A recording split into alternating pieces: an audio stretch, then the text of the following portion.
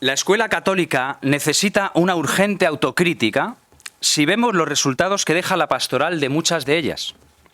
Una pastoral concentrada en la instrucción religiosa que a menudo es incapaz de provocar experiencias de fe perdurables.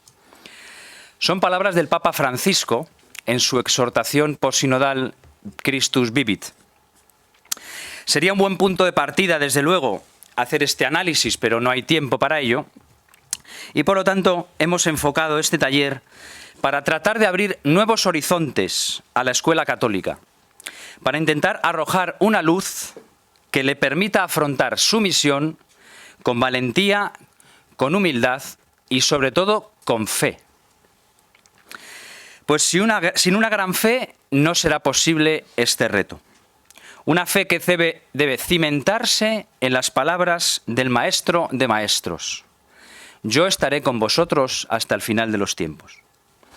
El cardenal Robert Sarah, que para mí es una de las voces más proféticas de la Iglesia en este momento, ha puesto en la inauguración de este congreso de manifiesto hasta qué punto la educación es importante para la misión de la Iglesia, que él la situaba en el corazón mismo de su misión. Comencemos diciendo una obviedad. La escuela es subsidiaria de la familia. Se debe a ella y a ella responde. No vamos a entrar en las polémicas declaraciones de la ministra de ayer porque van a ser largamente debatidas en estos días, ya en las ponencias de esta tarde, mañana seguramente.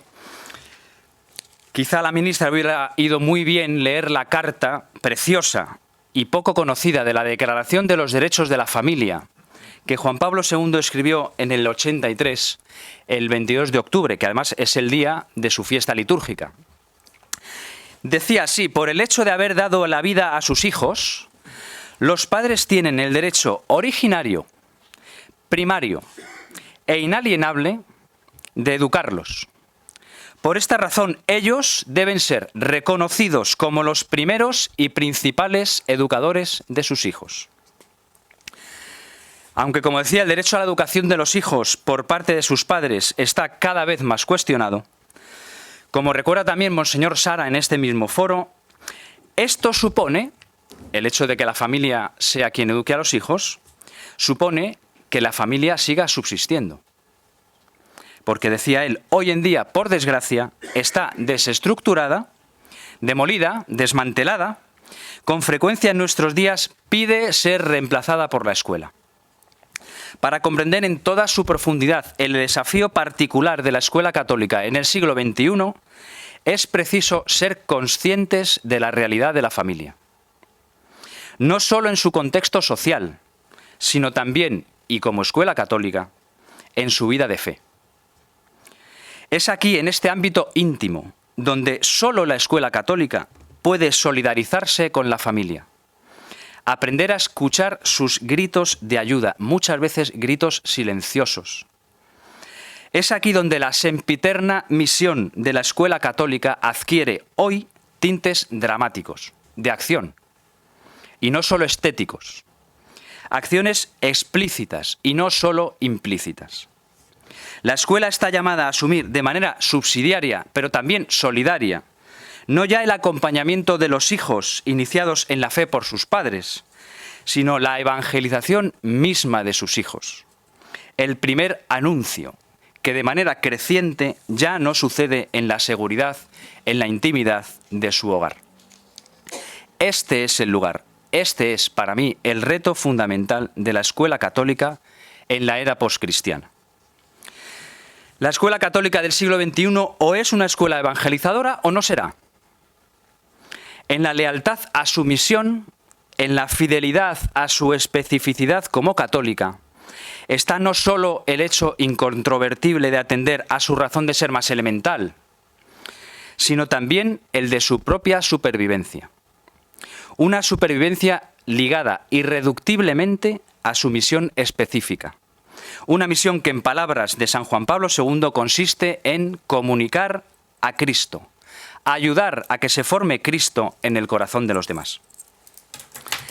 Es hora de superar el concepto de la educación católica en las escuelas, para encarar con fe y con determinación la noción de la escuela católica como concepto totalizante y totalizador del proceso educativo que debe darse en la escuela de titularidad católica.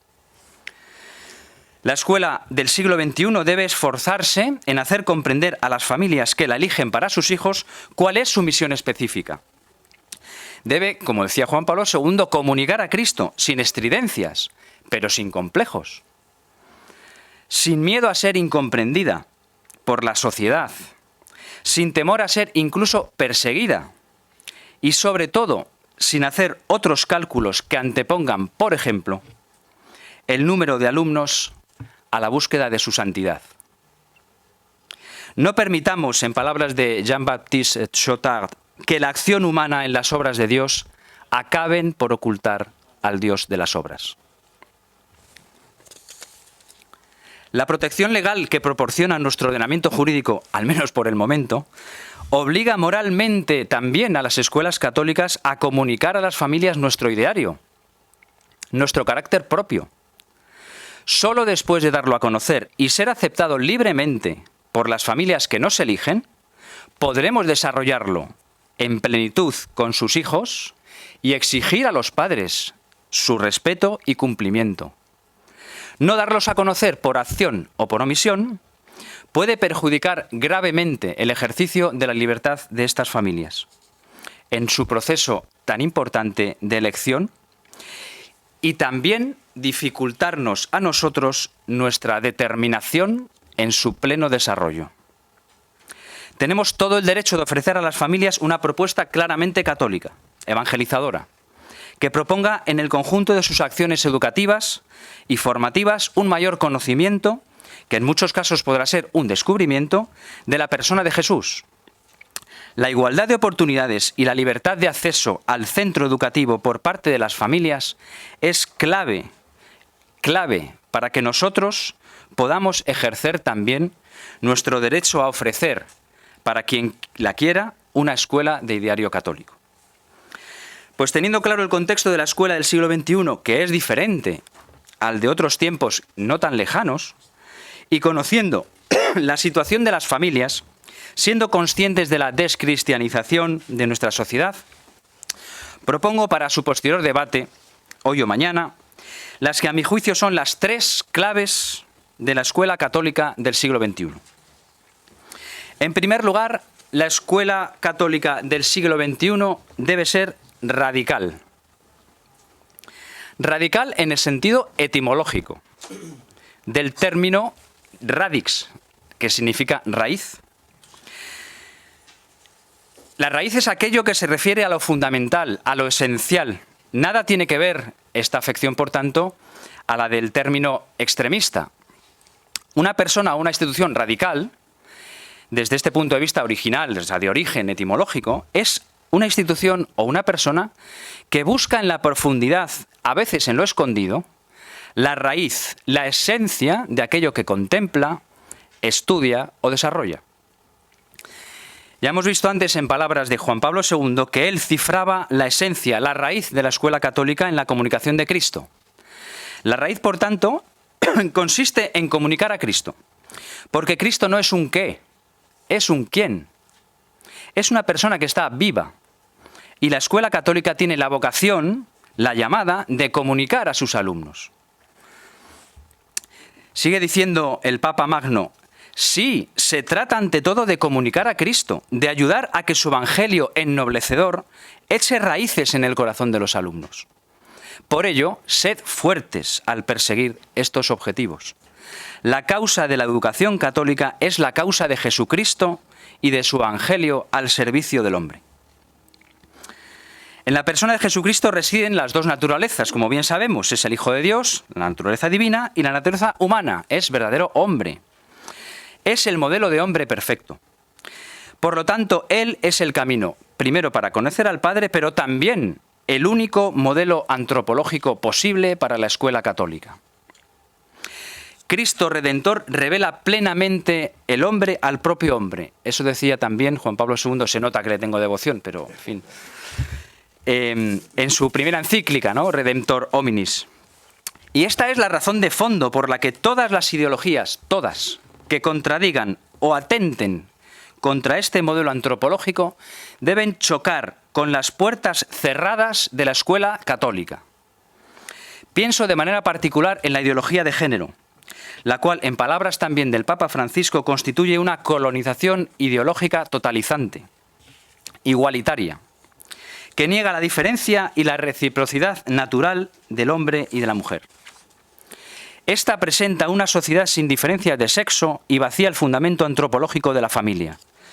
Esto es una cita de Amoris Laetitia, el número 56. Pero no solo esta ideología está a las puertas de nuestras familias y nuestras escuelas. En el siglo XXI, sin ninguna duda, tendremos otras. Tendremos que lidiar más pronto que tarde con la llegada del transhumanismo, del posthumanismo, y contrastar nuevamente sus cantos de sirena para el hombre moderno con nuestro modelo de hombre eterno, Cristo Jesús. En segundo lugar, a mi juicio, la escuela católica del siglo XXI debe ser apostólica. Supone un contrasentido concebir una escuela católica que no sea a la vez apostólica. Y la clave de ese apostolado reside, sin ningún género de dudas, en los maestros. Haríamos bien en la escuela católica si recuperásemos ese término también para las etapas de secundaria y de la enseñanza superior.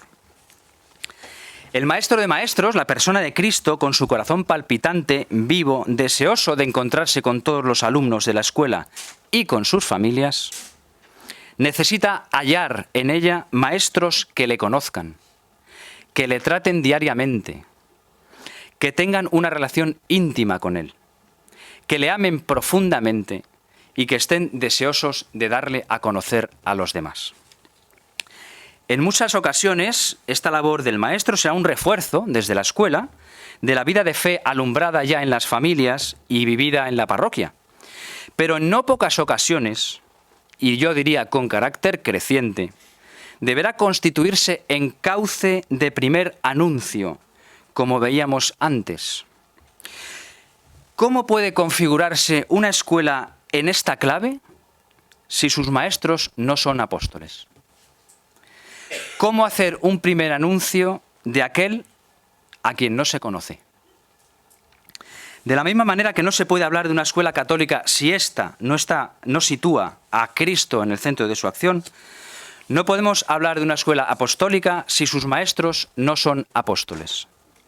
Y no nos referimos solo al profesor de religión, de quien evidentemente la fe se le presupone, ¿no?, sino fundamentalmente, y precisamente por eso, a todos los demás. Qué buen maestro sería San Pablo, cuando decía en su primera carta a los Corintios, ¿no?: «Ay de mí si no evangelizara.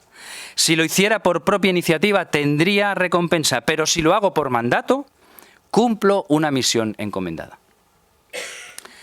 En estas palabras de Pablo deberían reconocerse todos nuestros maestros, sin excepción y sin matices. Los responsables de las instituciones que somos titulares de escuelas católicas, debemos saber, en palabras del escrito del Concilio Vaticano II sobre educación, de la Gravissimum Educationis, que, abro comillas, de ellos, de los maestros, depende sobre todo el que la escuela católica pueda llevar a efecto sus propósitos y sus principios. Y para terminar, por último, el tercer punto que para mí es crítico para que la escuela católica del siglo XXI sea evangelizadora, es que debe ser testimonial. Como conclusión lógica de una escuela radical centrada en Cristo y apostólica, encontraremos siempre una escuela testimonial. Si la escuela está transida de este espíritu apostólico, entonces la escuela es testimonial. Por tanto, está dispuesta a dar testimonio de su fe, en la vida pública y en la vida privada. Dar testimonio como instituciones y cada uno de sus miembros también como personas. Así lo recuerda a los maestros el documento del concilio, que decía antes, la Gravissimum Educationis: unidos entre sí y con los alumnos por la caridad y llenos del espíritu apostólico, den testimonio, tanto con su vida como con su doctrina, del único Maestro Cristo. Esto se lo decía a los maestros. Yo tuve la fortuna de participar en un encuentro de jóvenes en Roma, preparatorio para el Sínodo de los Jóvenes. Y en una de las conclusiones que ellos mismos expresaron y que quedó escrita en el Instrumentum Laboris, decían textualmente esto: muchos de nosotros tenemos un gran deseo de conocer a Jesús. Por ello recalcamos que queremos testigos auténticos, hombres y mujeres que expresen con su pasión y su fe su relación con Jesús, y al mismo tiempo que animen a otros a acercarse, a encontrarse y a enamorarse de Él. Testigos también fuera, porque se debe dar testimonio público, reivindicar con fuerza nuestra misión, nuestro papel en la sociedad. El alimento de nuestra radicalidad en Cristo y su misión apostólica desembocará inevitablemente en el testimonio público de nuestra fe. Determinadas ideologías de tinte totalitario pretenden convertir la escuela pública en un modelo único, laico y de titularidad estatal, arrinconando al resto de escuelas públicas de titularidad social, la llamada concertada, y muy particularmente las de titularidad católica, en una especie de anomalías del sistema, reminiscencias de un pasado ya superado. Y es aquí donde se convierte en particularmente valioso el testimonio de escuelas que deben estar dispuestas a derramar su sangre para defender la verdad. El ambiente de salvaguarda educativa que una escuela tal genera hace que las propias familias se conviertan también en testigos públicos de una comunidad educativa que por amor cuida y protege con valentía a sus hijos y exige libertad para poder seguir haciéndolo en igualdad de oportunidad que el resto. La escuela católica como agente de evangelización, como nuevo agente del primer anuncio para muchos de nuestros alumnos, no puede perder de vista, a mi juicio, estos tres elementos constitutivos de su misión: Cristo como raíz y centro del proyecto educativo, los maestros, todos ellos, como apóstoles de Jesús, y toda la comunidad educativa como testigos de Jesucristo y de su Evangelio en medio de un mundo poscristiano. Soy testigo, y muchos de los que estáis aquí también lo sois, de este momento de resurgimiento en el que humildemente también nosotros estamos contribuyendo. Nuevas y renovadas iniciativas laicales y religiosas, de las que nos hubiera gustado tener una representación mayor de la que tendremos, pero que ha sido imposible por falta de tiempo. La propia Conferencia Episcopal Española es consciente de este momento cuando afirma en su instrucción pastoral, la Escuela Católica, del año 2007, lo siguiente: en medio de esta situación, muchas comunidades educativas han logrado generar un ambiente de trabajo positivo donde toda la comunidad se implica en su proyecto educativo, no exento de dificultades. Son comunidades educativas que han asumido su propio proyecto educativo a la luz de su ideario y lo han llevado a la práctica en la vida diaria de su colegio. A la vez, nuevas experiencias educativas se están plasmando en la creación de colegios de inspiración cristiana y proyecto educativo católico. Están generando estas iniciativas expectativas positivas para la educación católica. Son realidades y signos de responsabilidad y de esperanza. Pues bien, yo para terminar quiero transmitirles esta pasión, estas ganas, este coraje, este amor por la escuela católica, como cauce privilegiado de evangelización y espacio inviolable de libertad en el siglo XXI. Y quiero terminar como empecé, citando al Papa Francisco, en esta ocasión en un discurso ante la Fundación Gravissimum Educationis, que terminaba así: la expectativa a la que la educación está llamada a responder y que indiqué en la exhortación apostólica Evangelii Gaudium es: no nos dejemos robar la esperanza. Solo si se cambia la educación se puede cambiar el mundo. Muchas gracias.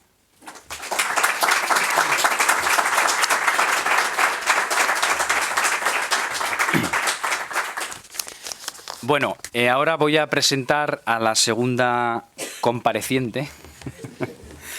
Se llama Sofía, es una alumna de uno de los colegios Juan Pablo II y le hemos pedido, con la intervención del padre Ángel, que fuera capaz, y así lo va a hacer y se lo agradecemos, de dar un testimonio de lo que para ella supuso